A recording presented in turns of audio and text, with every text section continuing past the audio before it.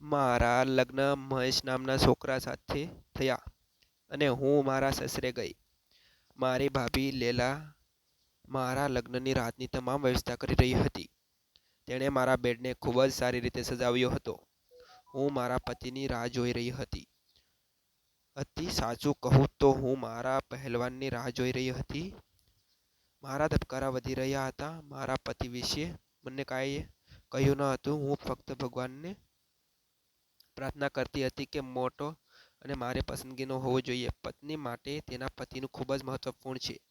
મારા પતિ આવા મારો પડદો ઉઠાવ્યો, મારી સુંદરતાની પ્રશંસા કરી અને મારા ભાગ્યની પ્રશંસા કરી.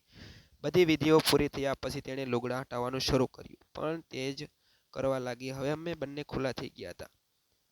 તેણે મને કહ્યું, તમે બહુ સુંદર લાગો છો. મેં પણ તેનો હાથ પકડી રાખ્યો હતો. તમારો લાખ લાખ આભાર, તમે મારી ઈચ્છા પૂરી કરી. હું કહ્યું, આ દુનિયામાં તમે સૌથી વધુ પ્રેમ કરવો જોઈએ. હું તે છું. મારો પતિ સ્ત્રી પુરુષને પ્રેમ કરે છે તેનાથી કોઈ ફરક પડતો નથી, પરંતુ તમારે પહેલવાન પ્રેમ કરવો જોઈએ, કારણ કે તે ખૂબ જ ગરીબ હોય છે, તે ખૂબ જ શુદ્ધ હોય છે, તે પવિત્ર હોય છે. તે પહેલવાનના મનમાં કોઈ પણ કપટ નથી. તે દરેકને આનંદ આપે છે. તે ફક્ત તેનું કામ કરે છે અને પછી શાંતિ થાય છે. થોડીવાર પછી તેણે મને પેપ્સી ખાવા આપી. પેપ્સી જોરથી ખાવાનું શરૂ કર્યું. તેણે મને સ્પર્શ કર્યો. મારા નવા પતિએ અંદર આંગળી નાખી. થોડા સમય પછી જ્યારે તેણે દાખલ કર્યો ત્યારે હું આનંદથી ચીસો પાડવા લાગી. મને એવું લાગતું હતું કે કોઈએ કીડીની કોચનો દામ આપ્યો છે. પરંતુ જ્યારે તેણે શરૂ કર્યું, અટક્યો નહીં. મારી બૂમાબૂમ નાટક હતું. હું ખૂબ જ સારી રીતે રમી રહી હતી. જે કહેવત છે કે જેની શરૂઆત છે તેનો અંત છે. આખરે તેનો અંત આવ્યો. થોડા સમય પછી મારા ભાભી આવ્યા. મારા ભાભી લેલા આવી અને કહ્યું, તમને અભિનંદન. મેં તમને કહ્યું, આભાર. ભાભી બોલી, એક વાત છે.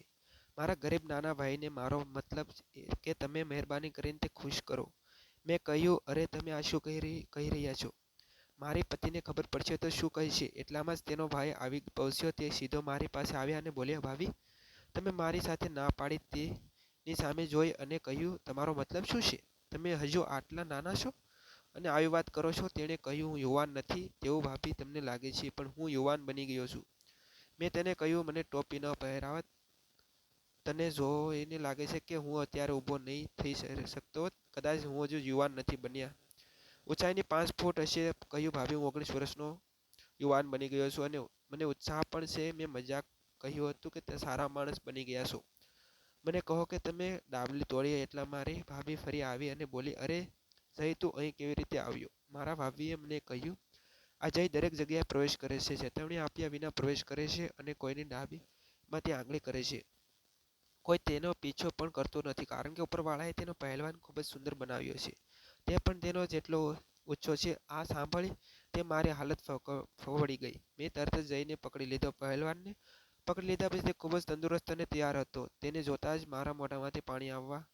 આટલા નાના માણસ પાસે આવડું મોટું જબરદસ્ત કઈ રીતે હોઈ શકે છે? 2 દિવસ પછી મારા પતિ પણ દુબઈ ગયા, કારણ કે તેઓ ત્યાં કામ કરે છે. ધીમે મહેમાનો ચાલ્યા ગયા અને પછી હું અને જય વધ્યા. આની પછી તો મિત્રો, જો તેમની સાથે બનેલી ઘટના જાણવા માંગતા હોય તો વિડીયોને લાઈક અને ચેનલને સબસ્ક્રાઈબ કરી દેજો. ફરી મળીશું આપણે એક નવા વિડીયોમાં. ત્યાં સુધી આવજો. ટાટા બાય બાય મિત્રો. મળીશું કાલે.